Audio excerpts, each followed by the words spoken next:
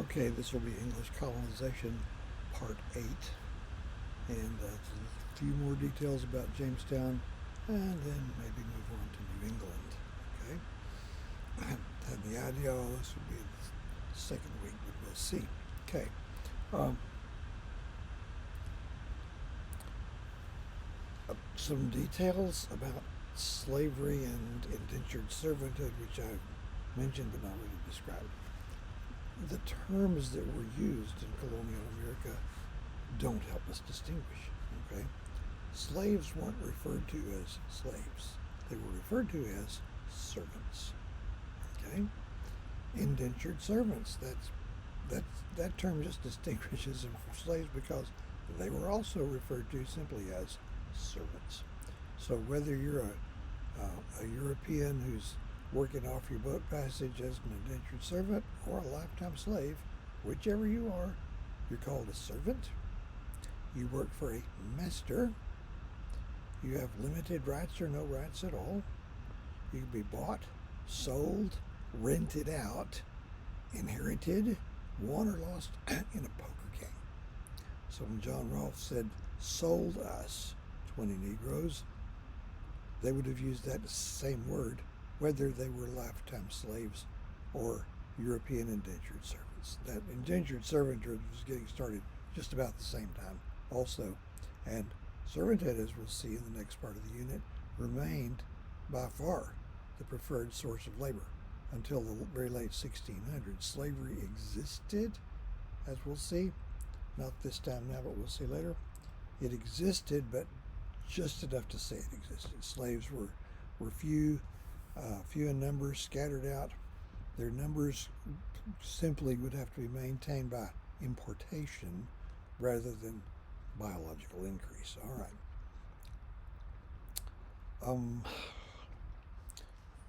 Finishing up Jamestown, by the early 1620s, the population is expanding rapidly. Indian leaders became alarmed. Now, Powhatan had died back in 1617. His place had been taken by his brother, Opechancanough. I'll put that on the screen here.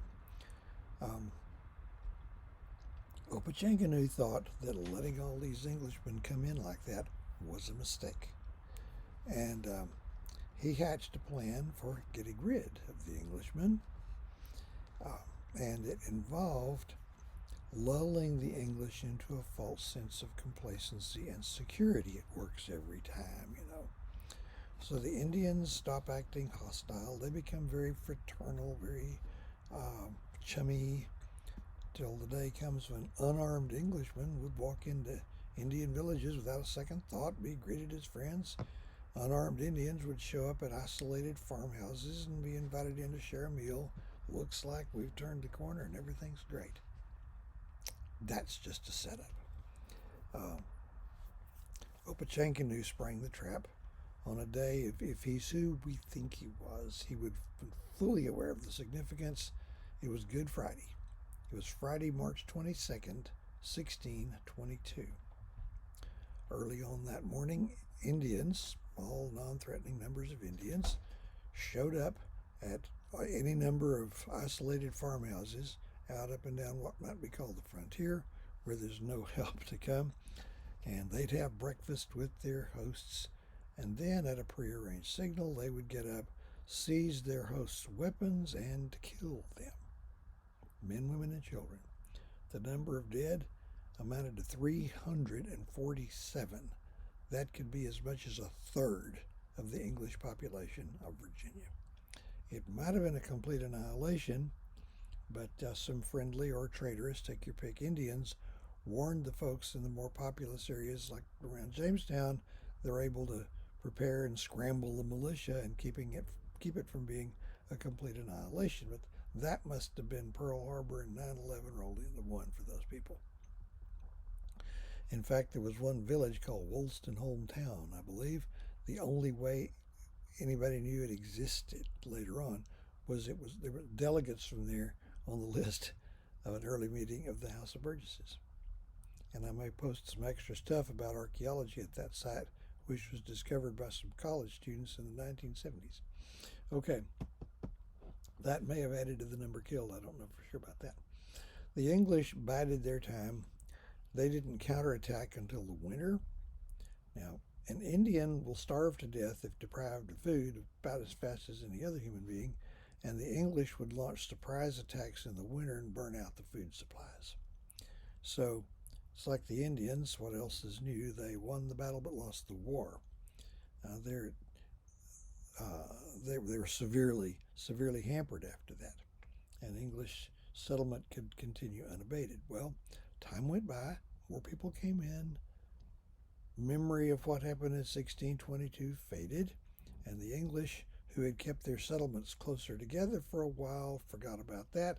They're scattered out again, and in 1644, 22 years later, Opechancanough, who's somehow still alive, he was about 95 years old by then, they ran the same play.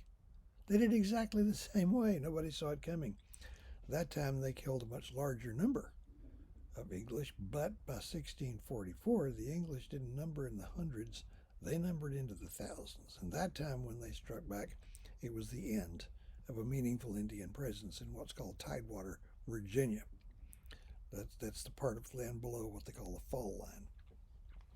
Okay. 1624 brought a big change. It seemed that the government of the colony had become corrupt.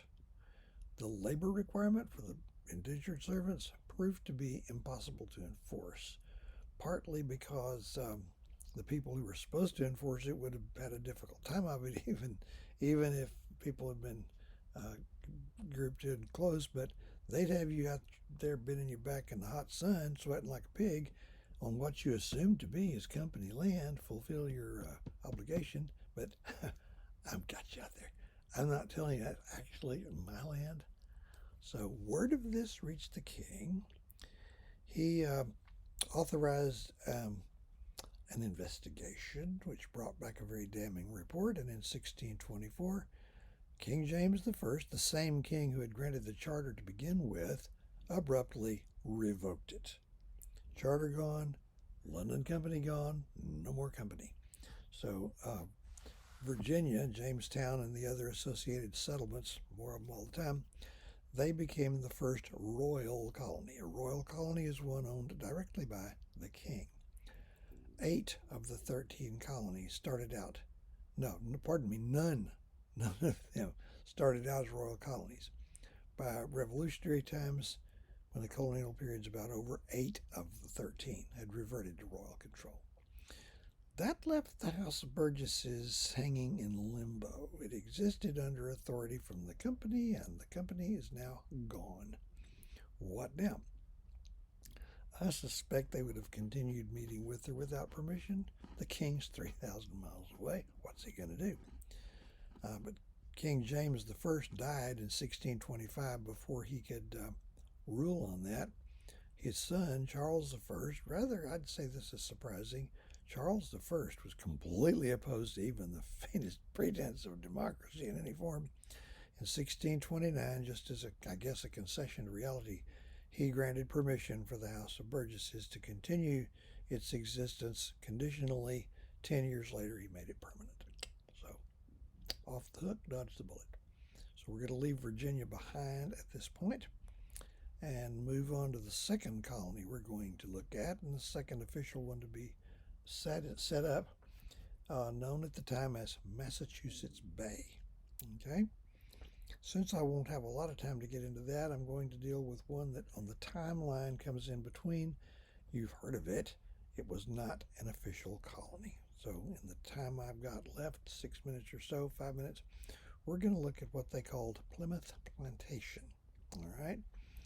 This was settled by separatists. I told you about those guys. These were people who desired to set up illegal, non-sanctioned church organizations not subject to the authority of the Church of England. That's illegal. Nobody's really working up a sweat to enforce it, but you could get in trouble. So about the same time Jamestown was first established, 400 or so separatists, interrelated families, who'd been meeting in an available building in a village called Scrooby in northern England, they decided to leave England and move to the Netherlands. So they did. They moved to Holland, also known as the Netherlands, lived in two different cities at different times, eventually the city of Leiden. And the advantage was the official Dutch Reformed Church held beliefs pretty much identical to their own. So that's going to be all right. The downside is they are in a foreign country, and they realize there's no way they can keep their children from growing up Dutch, speaking Dutch, assimilating. And in fact, the majority of them did that. But after a few years, a small number, between 50 and 60 people, decided this isn't going to work. They don't want to be Dutch. They'll move to Virginia. Remember, that's still had a broad definition. So they went back to the town of Plymouth, England, struck a deal with some merchants who agreed to pay their way in exchange for the merchants being their agents for sale in England of anything they might produce. Good to go. So they owned a ship and rented another ship called the Mayflower. I think it's the Speedwell and the Mayflower. And they were powerful interests who wanted to torpedo this. Dutch businessmen had offered to finance this. That was rejected. And maybe the English merchants, I don't know what they're thinking, but they got started late in the year because they couldn't use the Speedwell. Mast was set in wrong. By the way, it later had a long career. There wasn't necessarily anything really wrong with it. And they got a late start, sailed over to America, got blown off course by a storm that sprained the mast of the ship, and they don't arrive till November. And the fall of the year is not a time you want to be out on the Atlantic in a ship like that. They landed on Cape Cod. You know where that is. That's that hook of a thing sticking out from Massachusetts. They realized that they are outside any legal jurisdiction. The part of Virginia they'd been hoping to be let off at was the mouth of the Hudson River, where New York City stands today. That would have been interesting. But they're not even there. They're way up in what's now Massachusetts. So they explored around and checked out where Boston was built, thought it wasn't a fit, and settled a certain place on the shore a few miles south of Boston, built a village and named it after the city they'd come from in England, Plymouth. Now, there are 102 people on the ship, including the officers and crew. 50 some odd of them are these separatists, now to be known as pilgrims, and about 30 something of them were just other passengers headed on the same ship in the same direction. So they had one tough winter, and after that they did okay. It was a pretty high death rate the first winter. You're not going to survive a winter up there unless you're ready. But they decided to stay. The next spring, help arrived. One day this Indian came walking up, walked into their camp, and spoke to them in English. Some people wish they could have that kind of luck at 7-Eleven. The guy's name was Squanto.